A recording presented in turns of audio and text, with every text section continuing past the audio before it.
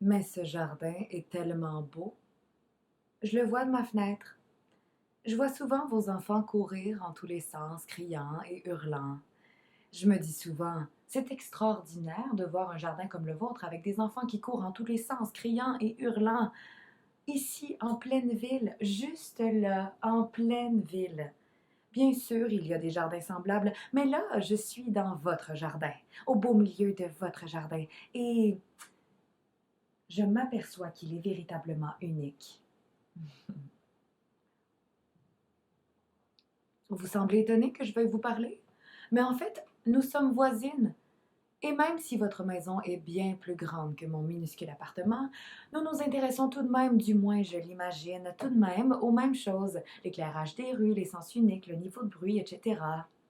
Non seulement ça, mais nous sommes toutes les deux des femmes, ce qui signifie, ma foi, je l'espère, que, contrairement aux hommes, nous sommes heureusement capables de délimiter notre territoire sans avoir à pisser dessus au préalable. Je m'appelle Jenny. Je vous ai dit qui je suis, nous sommes voisines. Vous m'avez probablement vu monter dans ma voiture. Ou alors, comme votre mari, observer alors que j'enlevais mon uniforme le matin, après être rentrée complètement épuisée de l'hôpital, à une heure où la plupart des gens se lèvent et écoutent la radio en prenant leur petit déjeuner. En fait, je pourrais m'endormir sur place à ce moment-là, mais ce que je préfère, c'est me pelotonner dans un fauteuil avec une belle tranche de pain grillé et un bel œuf, et regarder un de ces vieux films en noir et blanc à la télé. Comme par exemple, ce matin, c'était celui où Humphrey Bogart prétend être amoureux d'Audrey Hepburn, mais finit par l'aimer réellement. Réellement et véritablement. Après ça, eh bien, vous l'avez sans doute entendu, j'aime jouer un peu de piano. Je joue pas trop mal du piano. Enfant, je prenais ça très au sérieux. Je m'échauffe toujours en faisant quelques gammes et trucs de genre. Mais ce qui est drôle, là, c'est que même en jouant correctement toutes les notes, et en comptant bien avec quelle intensité le compositeur a pu imaginer la chose, il n'y a aucune vie dans ma façon de jouer. C'est mort émotionnellement parlant. Parce que, vous savez, lorsque le soleil se reflète sur l'écran de la télé, de sorte que l'image disparaît et que l'on ne voit plus que la surface vitrée, eh bien, c'est comme ça que je joue, dur et sans couleur. Ah, je dis pas que si vous passiez un jour d'été, si vous m'entendiez jouer un jour d'été alors que mes fenêtres sont encore ouvertes, vous ne penseriez pas oh, exquis. Mais si vous vous arrêtiez et commenciez à écouter, commenciez véritablement à écouter, votre visage tournerait, oh oui, croyez-moi, à l'effroi. Le même air que je vois sur le visage des patients que quand on leur annonce que la tumeur qui s'était développée dans leurs poumons s'est maintenant propagée jusqu'au cerveau. C'est une sorte de durcissement ici autour des yeux. Parce qu'à ce stade, la mort, vous le savez, j'en suis sûre, est inévitable. Mais bon, je suis pas venue ici pour vous parler de mon jeu de piano. Pourquoi je suis venue? Approchez pas. Non. J'ai dit ne m'approchez pas. Je vais vous expliquer. Je travaille dur, ça me fatigue, j'ai du mal à dormir. Mon mari est parti à la guerre. Pas pour tuer, bien sûr que non. Il est médecin. Il a un fusil car tous les soldats ont un fusil. Mais vous ririez si vous pouviez voir le tout petit fusil qu'il donne aux médecins. Pas du tout adapté pour tuer les gens avec. Pas le grand nombre de gens qu'il faut tuer dans une guerre. C'est une guerre secrète. Je peux pas vous dire où elle a lieu parce que je mettrais des vies en danger. Mais ce que je peux vous dire par contre, c'est qu'ils attaquent une ville. La pulvérisent en fait, oui. Transforment cette ville, les parcs, les boutiques, les centres sportifs, en une fine poussière grise. Parce que, et j'ai la parole de mon mari là-dessus, toute la population de cette ville doit être anéantie. Pas par lui, bien sûr que non, il est médecin. Mais quoi qu'il en soit, toute la ville doit être pulvérisée afin que les soldats, nos soldats, puissent y entrer sans danger et tuer les gens qui restent. Les gens, je veux dire, qui s'accrochent à la vie. Parce que c'est étonnant de voir comme les gens s'accrochent à la vie. Je suis infirmière, je vois ça tous les jours. Je vois des gens qui s'accrochent à la vie presque tous les jours. Et c'est pareil selon mon mari dans cette ville. Donc, les soldats. Ce que les soldats doivent faire, c'est y entrer et tuer les gens qui restent. Les gens, je veux dire, qui s'accrochent à la vie.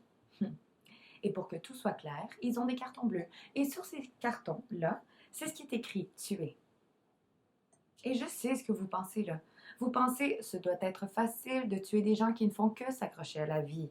Hein? N'importe quel imbécile pourrait faire ça. Ça doit être comme quoi? Faire le tour de chez vous avant de partir de vacances? Vérifier que les lumières sont bien fermées? Et non, non, non, non, non, non. Car vous voyez, et j'ai la parole de mon mari là-dessus, les gens qui s'accrochent à la vie sont les plus dangereux de tous. Mettons que vous êtes un des soldats et vous patrouillez dans la rue et vous voyez une plaque d'égout béante. Cette conduite mène à une canalisation. Vous entrez dans la canalisation. Vous entrez dans la canalisation parce que vous vous dites peut-être qu'il y a de la vie dans la canalisation. Peut-être qu'il y a des gens qui s'accrochent à la vie dans la canalisation. Eh bien oui, écoutez, des bruits, des grattements, des signes de vie dans l'obscurité, car c'est très sombre, bien sûr que ça l'est, tout en bas, profondément enfoui sous la vie, dans la canalisation. Alors vous abaissez vos lunettes infrarouges sur vos yeux, et là vous pouvez voir, oui, réellement voir, selon mon mari, vous pouvez voir grâce à vos lunettes, dans l'obscurité, tout ce monde gris-vert. Et alors, oui, regardez, vous les voyez, les signes de vie. Les signes de vie des gens qui s'accrochent à la vie. Des chiffons, du sang, des gobelets à café. Et la puanteur, bien sûr. Je suis infirmière, je la sens tous les jours. La puanteur particulière que dégagent les gens qui s'accrochent et s'accrochent à la vie. Et alors, voilà, comme on dit dans les livres, les voilà.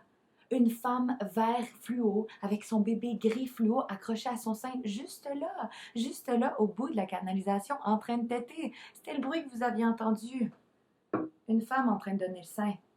Et là, le soldat se dit putain de merde, saloperie de putain de merde, je peux pas juste et bien tuer. Je peux pas tuer une femme en train de donner le sein, putain de merde, saloperie de putain de merde.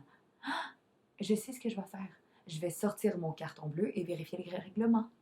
Je vais voir ce qui est marqué dans le règlement, sur le carton bleu, à propos des mères et de leurs bébés. Et c'est à ce moment-là qu'il lui saute dessus. Ces salopards enragés qui s'accrochent à la vie dans la canalisation. Des formateurs de terreur enragés et sans scrupules qui ne reculeront devant rien pour rester en vie, se serviront d'une mère et de son bébé simplement pour rester en vie. Une brique fend le crâne du soldat est la dernière chose que voit le bébé alors que la mère se sert de son doigt pour glisser son téton hors de sa bouche. C'est un petit couteau en dents de scie, et j'ai la parole de mon mari là-dessus. Un petit couteau à lame d'acier en dents de scie utilisé pour extraire le cœur du soldat. Vous voyez? J'ai dit vous voyez. Comme c'est difficile de dormir.